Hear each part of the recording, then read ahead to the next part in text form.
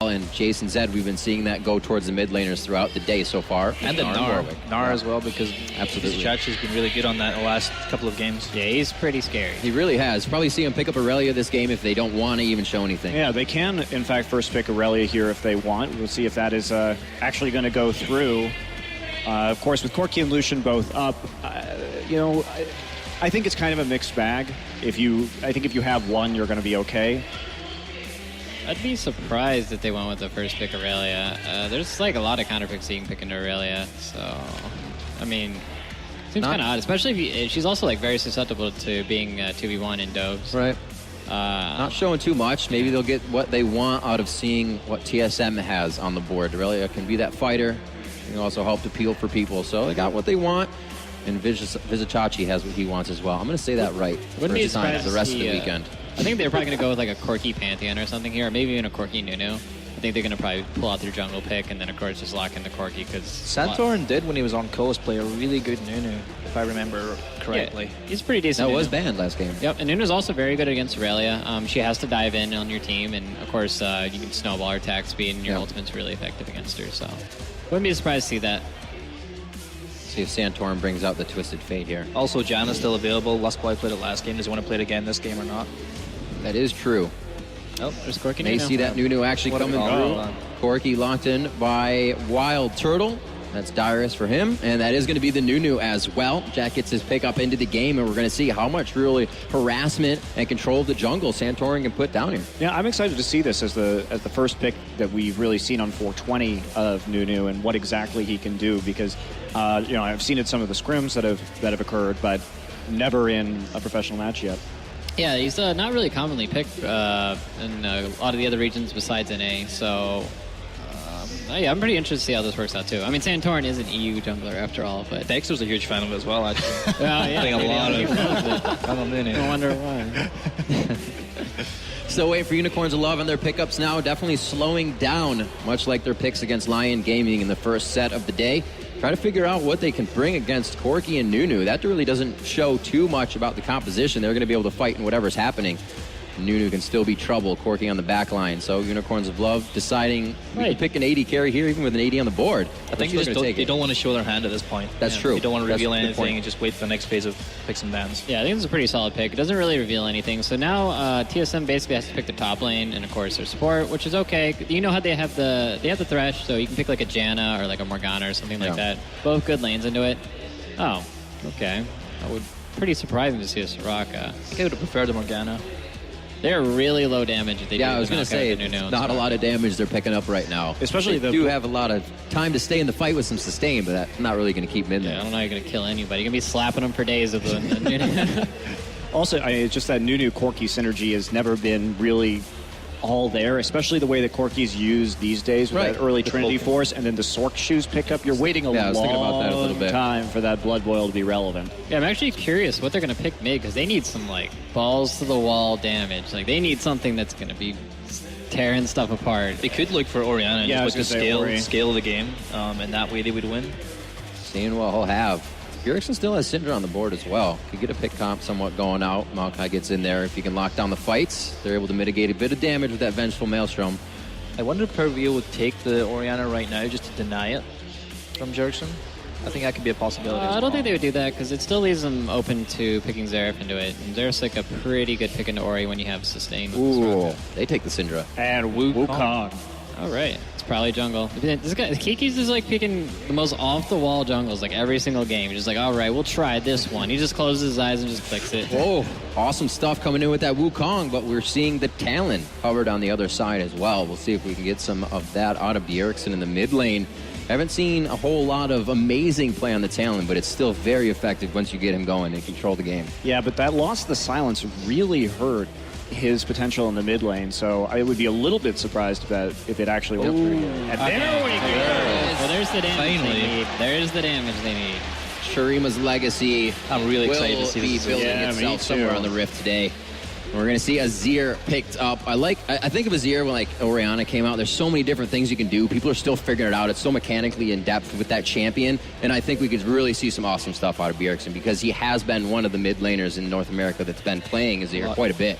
Yeah, this is going to be a team comp where TSM just groups up really early. I wouldn't be surprised on the second blue even, they're just going to group up and just start rotating around the map and just taking turrets. Azir kills turrets with Nunu buff. It is like disgusting how fast. He's literally just like, dead. Like three hit. Like, all right, we'll see if the composition comes to be. We are going to be getting to game 2 shortly after this break. Stick with us for the Intel Extreme Masters League of Legends competition.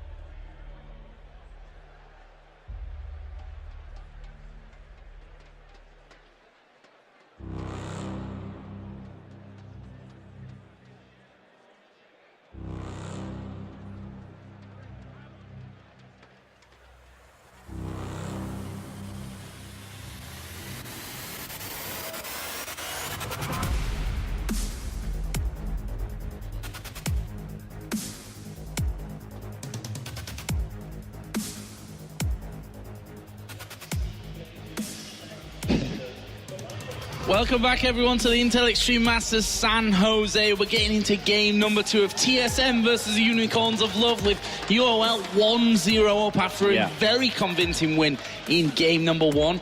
Game number 2, we're going to see Azir brought out here for the first time. Yes, so Azir's a champion that works really well in siege comps. So is Soraka. So is Nunu. They have a ridiculous opportunity to siege here. Nunu can build Banner of Command, is one of the big things about him. And he can blood boil whatever he uses Banner of Command on. And Azir has amazing disengage, even for something like Wukong. So this is a ridiculous siege comp. Yeah, and that's what TSM is going to be doing, as St. Fishes was saying. An early group and push is probably what would best favor TSM. The thing they have to avoid from happening is, honestly, I just feel like they have to contain Kikis in the jungle. If Wukong can get a bunch of kills off, something that's a great siege breaker is a guy who can dash into your team invisibly and start cycloning on your face. That's what Wukong could become, but if he falls behind, the instant he does that, he's just going to get Azir walled back and killed instantly. So a lot of this will have to do on the early game of Unicorns of Love. Well, the early game last time around, let's not forget, Twisted Fate, a complete surprise pick. The question for me, though, is can Unicorns of Love, as the definite underdogs in this matchup, actually win 2 games in a row against TSM, a team that has so much experience in this kind of scenario? Yes, maybe not Santorini as much, but now bringing out the Nunu here, a more supporty jungler. We'll see what he can bring to the table. Yeah, and so that's why, a lot of the analysts and people were still saying they think this will probably go to game 3. But one of the most impressive things about Unicorn of Love's win was their team fighting, last game. Their ability to switch out low health players and use their crowd control and stack their crowd control. They played extremely well as a whole team. It wasn't just the quote-unquote cheesy TF and steamrolling mid. They played really well at all phases of the game. As we saw, I feel like from Vizichachi's Gnar and Power of Evil's LeBlanc, they're really standout players in the solo lanes. And they're playing against a team in Team Solomid who generally also has very standout solo lanes. So it's a really fascinating matchup, just player-wise. Yeah, and speaking of the standout players and the solo lanes, Power of Evil Syndra again. This is like a ridiculous champion that it's always mentioned with this player. He has that. Plus they have Thresh again, which is a huge support for them. So they do have comfortable champions. See what they can do this time around. Some very neutral wards going down. So we won't have any super tricky starts this time around. And Wukong is not one of those level 2 run mid right after red buff because he doesn't have the CC. Or is he? It is Kikis right now. I'm going to say he isn't. You can place your bets, but I'm going to say Kikis is not a one-path guy. He's going to switch it up here. Well, the thing that I've loved about his jungling so far is he is already defying the standard convention that everyone else has been doing. He's had a different jungle path every single game depending on the champion he's starting on. Here, blue side of the map, doesn't actually start Gromp because Wukong is someone who generally wants to kill the camps a little bit faster, starting red side, and because he needs to give the Krugs over to his duo lane, and he still got pretty low. That's one thing about Wukong that I've noticed when I try and jungle him. It's very tough to stay high health early in the jungle, and you either gank right away or you back at level 3 and buy your Trailblazer. Yeah, Trailblazer is essential for him. See if he can pick that up as quickly as possible. The other thing that tells me they're not going for that level 2 again, Bjergsen, he's getting shoved into the turret right now, so...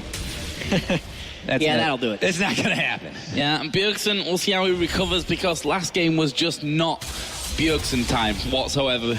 Went 0-5-0 as we see there. Dyrus started off with the Raptors with those double saplings, very fast clear on that, and then TP'd up onto this top lane. So has a definite experience advantage there, and that TP down at this stage of the game shouldn't be too bad for him. And then we see Kikis going pretty damn low inside of the jungle. And backs right away as soon as he can get his Trailblazer. One thing I also want to note about Jungle Wukong, for those of you that are trying to make it work, he skilled up his W second because you actually need that early on in the jungle to take less damage. In the old Jungle Wukong, you would do E and then Q. Now you actually have to do E and then W because the camps hit you so hard. And right there, he used his smite on the wolves, which you very rarely do this early on, unless you're immediately going back anyway and you just wanted to use the cooldown.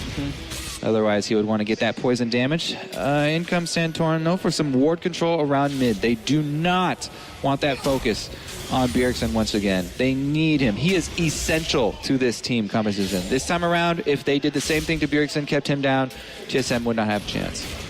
There's Kikis back into it on his blue buff, so way behind that of Nunu, as we would expect anyway. But he will be getting that blue buff, and then we'll see exactly where he goes. Meanwhile, down in that bottom lane, actually, Wild Turtle falling a little bit low there, but the sustain that Lust Boy is going to be able to offer him should keep them fairly safe in that lane anyway. Meanwhile, this top lane, Vizichachi, who out of 3 games that we've seen him play so far has been absolutely phenomenal. And we'll see if he can continue that trend. It's Dyrus that's got the early lead on him here with that Maokai up in top.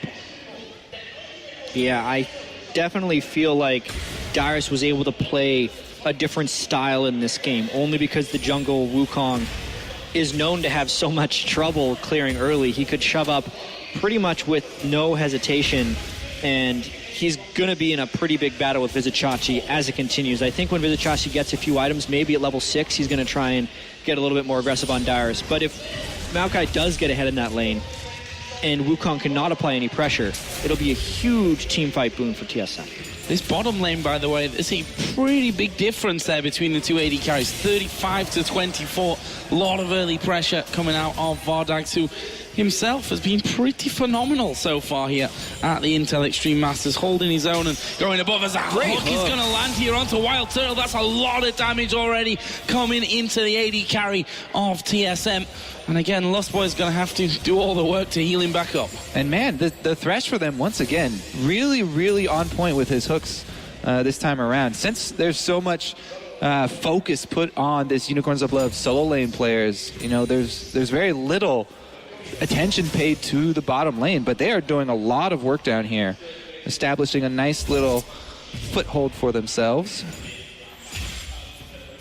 Continue to fight that out there. If you look at CS in other lanes, mid lane is in favor of Power of Evil, been pushing Bjergsen pretty heavily in that middle lane. Top lane, though, is, for the moment at least, with Dyrus, and he has constantly been pushing wave after wave into Vizichachi's turret. Yeah, that is another thing to note. Even though you have Nunu, it's not immediately, mid lane.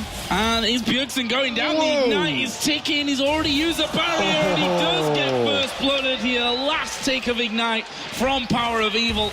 And Bjergsen kind of starting off where he left in the laning phase of game 1. I mean, that's one of the big reasons Power of Evil is shown on Cinder, but Bjergsen just needed to show a little bit more respect in that lane. When we panned over there were a ton of orbs already on the ground. Power of Evil was stacking up orbs on the ground for the moment he hit level 6, so he would be able to ult Bjergsen. He got the timing right, he got 6, and he got the kill. Oh, that hook actually missing there. Wild Turtle is very low. The exhaust was used here on Vardax. Are they going to try and fight this one out? A lot of damage back onto Vardax there. He's trying to escape this one. Get back off to his turret. Still has Summoner Heal and Flash available, but Lustboy just healing Wild Turtle up despite all that damage coming through. Oh, yeah, that mistook really cost them. They lost a lot of the health advantage that they did have in lane and had a hard time grabbing most of those CS that were built up in the lane. Sticking around here, though, Wild Turtle's going to get topped off by that Soraka, and they can keep up the pressure on the turret. This is what TSM is going to need, some good mid-game turret pressure with this team.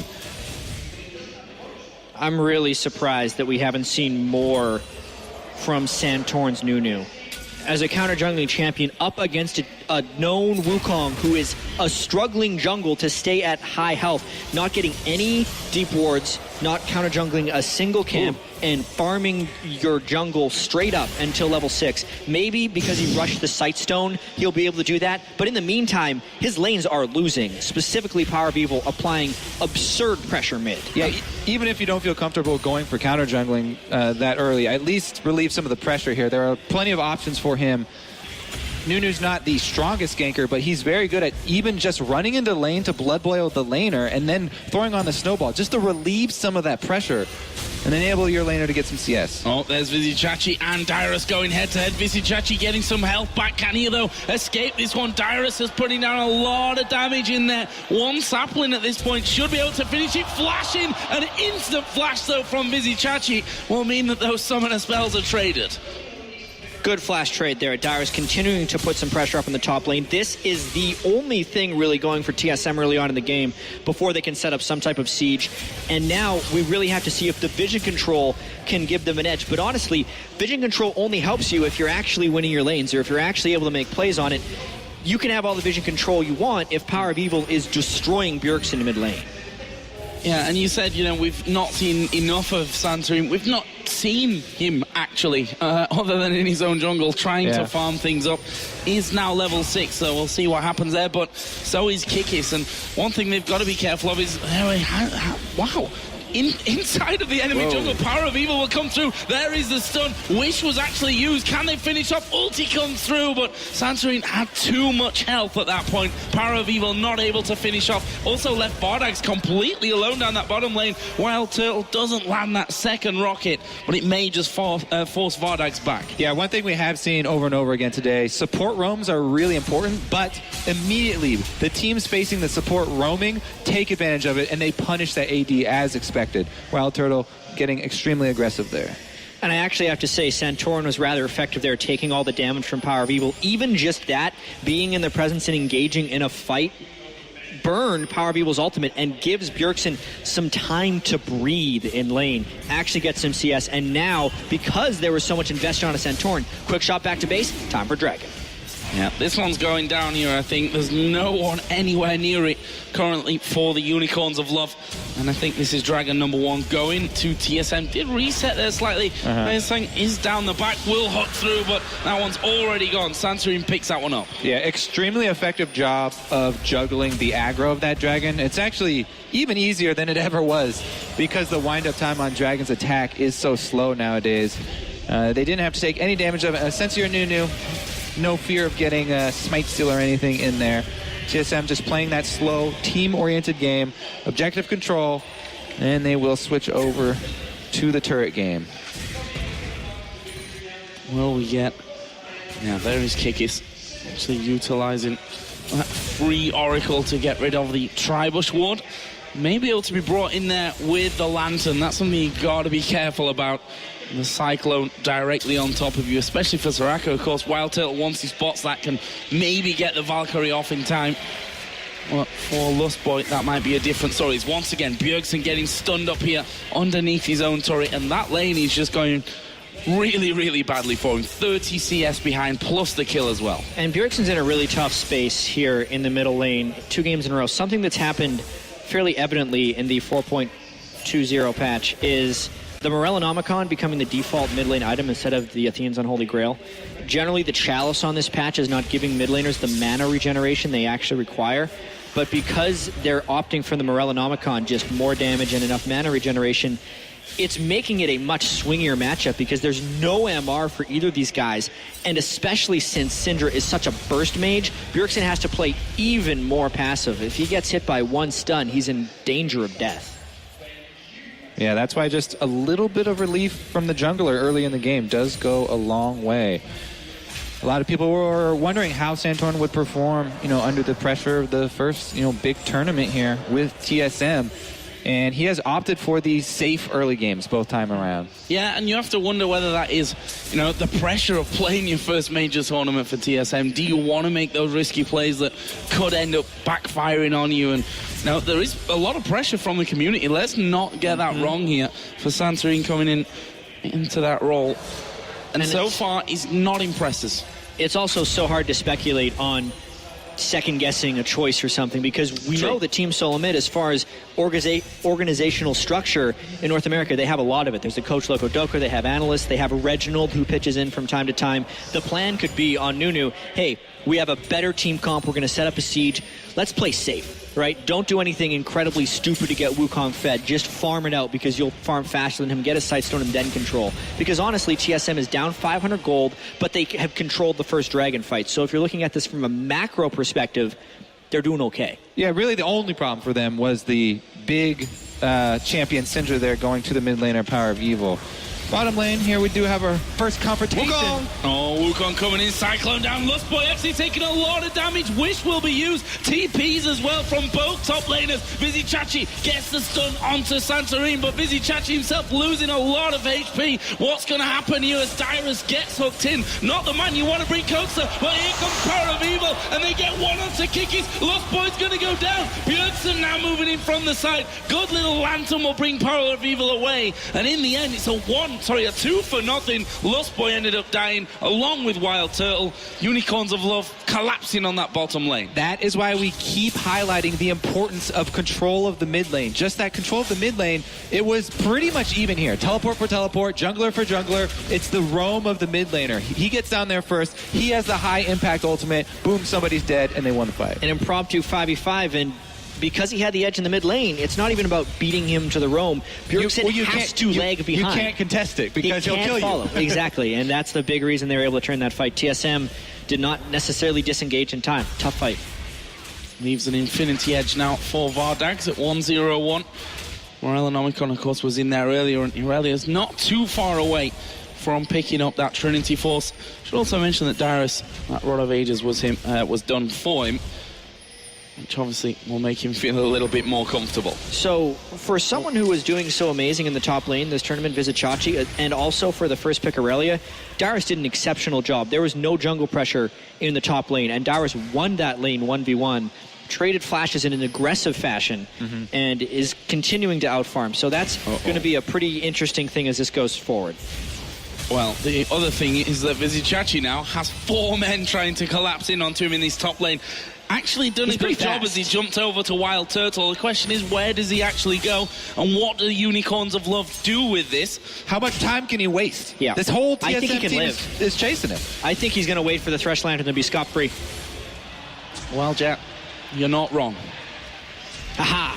This man coming in from the side, the lantern comes out, and the funny thing is this might actually turn in to the first turret of the game now for Unicorns of Love. They've got a decent wave, in fact a second wave will join them, and that outer turret in the middle lane will in fact fall now. We did see Bjergsen recalling, the rest kind of looping back around through their own jungle, and Unicorns of Love might even get damage onto the second tower. What an upset this would be if TSM falls 2-0, Unicorns of Love. Dyrus engages from behind. No turtle. Where's the team? Yeah, completely caught out here. The box has gone down. It's taking a while to kill Dyrus, who flashes away. Can Kikis finish him off? Kikis will actually fall low himself there. Dyrus actually still alive. Meanwhile, Vizichachi less than half HP. And how Dyrus survived that one, I'll have no idea. Kikis also Soraka. Blinking red. Well, yeah, Soraka. I say no idea. I mean, it's actually quite obvious in the end. But it will steal away a blue buff on the way out. And there's the damage there. Vizichachi low. Flash from Bjergsen. That'll be his first kill this game. Bananas, Joe. That is how. Then Bjergsen, he's finally able to get his first taste here. He gets some money on his ear, and that's what they really need. Like we said, he is the crux of this team fight. The TSM team here, another Dragon to stack up really quickly.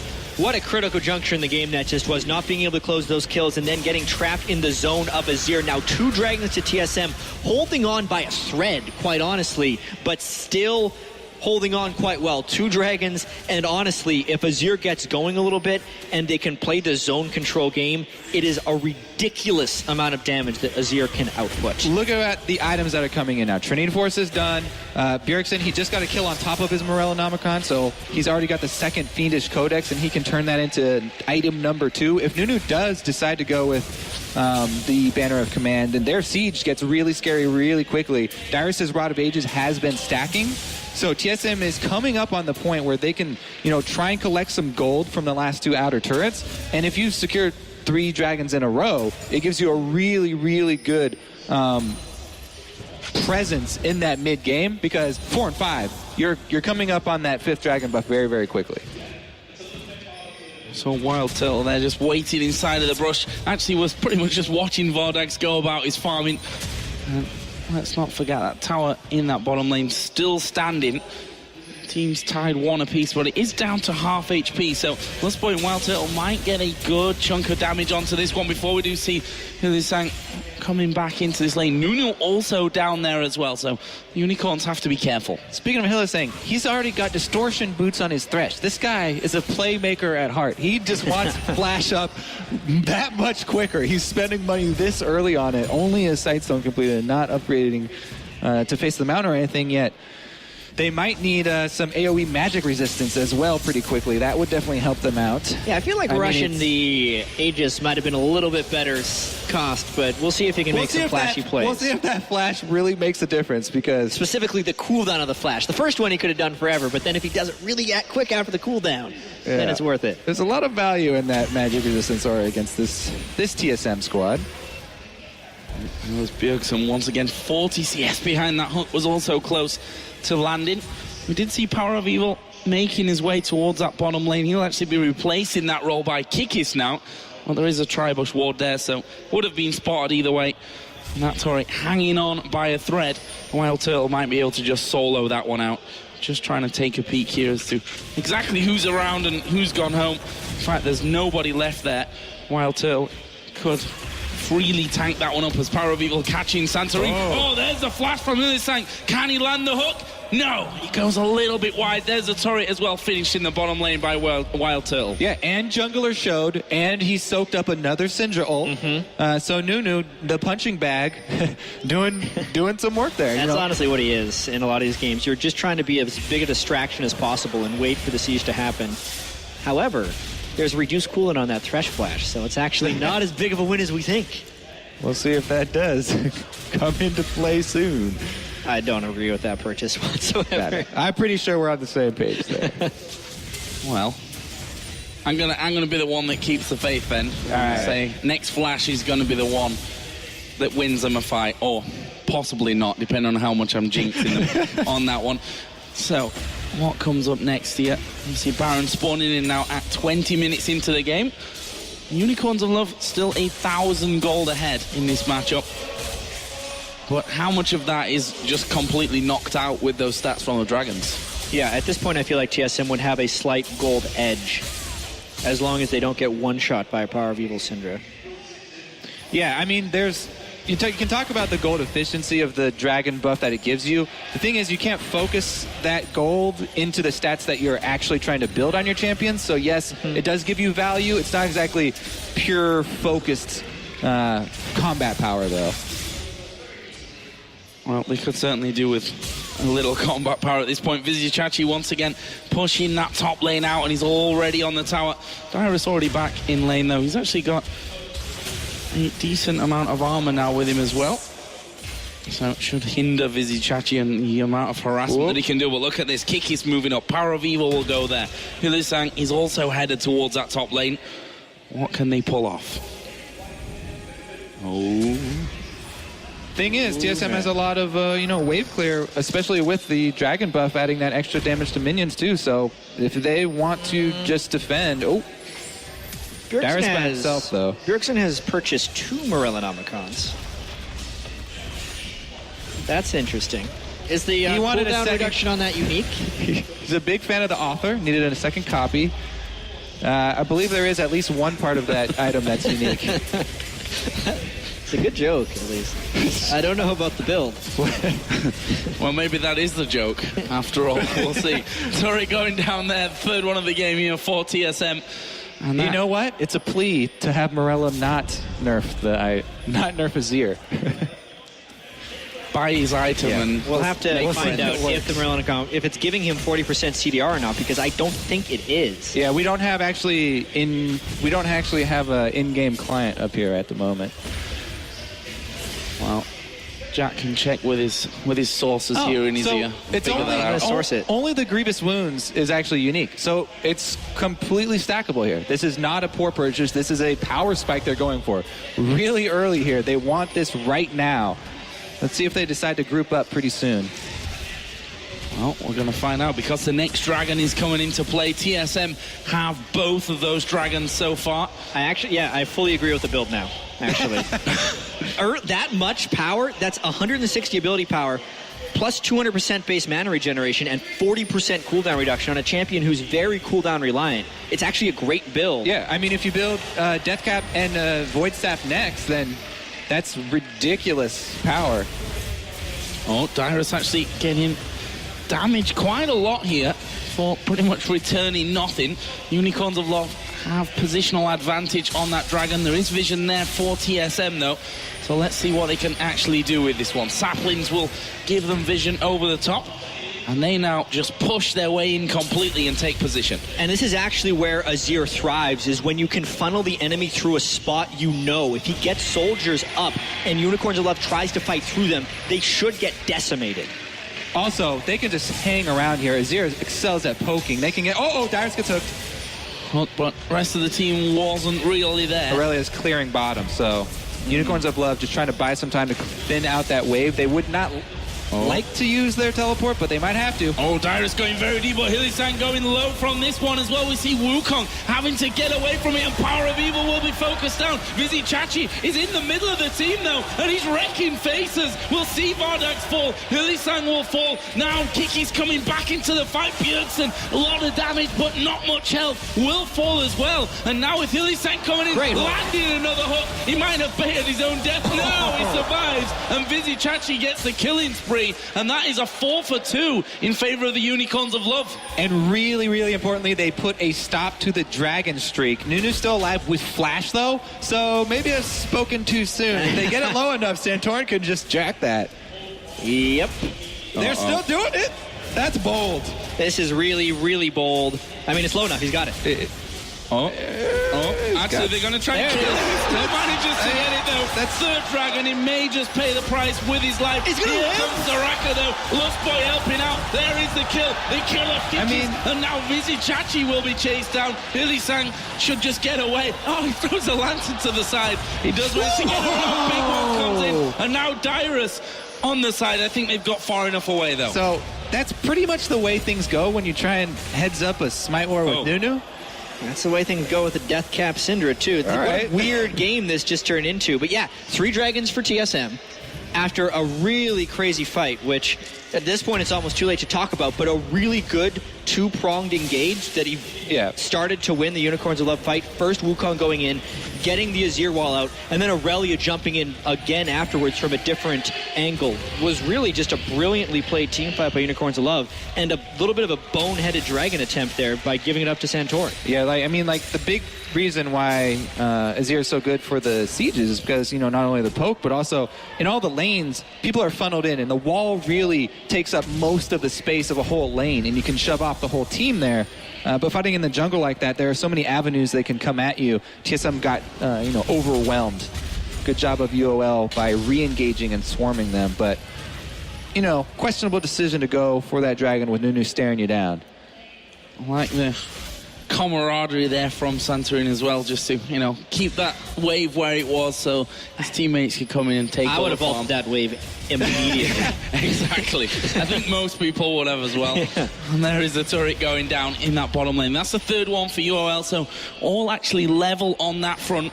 In terms of gold, it's 2,500 Unicorns actually pushing up through the TSM jungle, and TSM gonna have to react to this one quickly. That inner turret already taking a lot of damage and will surely fall before they can do anything. Here comes the hook from Hilisang. Won't actually connect into anyone. They take the tower though, and this could be a 5 versus 5 fight from the side. Good scum, good poke going down here for TSM. One snowball lands. Oh. Blood boil that Corky there? I'm not sure they're afraid to counter Need to be careful. Kikis turns around. This could be really bad for TSM. Santorin gets a good channel off, but Kikis right at the back doing all the damage. It's a double kill coming out for Vardags. Can they now lock down Bjergsen and Lustboy? Kikis trying to dash off. Vizzy Chachi, of course, no tower there, or until at least Azir gets involved. And that means that TSM do manage to keep 2 men alive. TSM is not on the same page, and Unicorns of Love's absolutely all reading the same book at this point. Just because Wild Turtle was the only one who didn't get the memo that the counter engage was coming. He was so far ahead by the time Kikas turned that around, and you could see the hesitancy of the rest of TSM to continue chasing so aggressively because a turnaround like this could happen. A Syndra in the bush and a Wukong on the other team, that is so much counter engage. They walk right into it. Turtle doesn't get to do anything that fight, by the way, because it was followed up by a beautiful hook once again, and then they chase him down. TSM a little bit aggressive with that chase down, and that's going to cost them dearly because they just lost a lot of momentum. They were sort of hanging on there, but that's going to be a really big swing here for Unicorns. 12-4 up in kills, 5 of them with Vizzy Chachi here in the top lane on this Irelia. We've seen him switching basically between Irelia and Gnar for the game so far here today, and well, he's been pretty fantastic across the board. Some real individual talents that they've got, Unicorns of Love. And, you know, it's not often that we see the amazing individual talents plus the teamwork really coming together as well, but they seem to have everything. So much better this series, too, than the first series as far as the teamwork is going. And I have to say, Kikis might be my new favorite jungler. He's played so much stuff. Kale, Twisted Fate, and now Wukong, completely off meta that has happened so far in the 420 patch.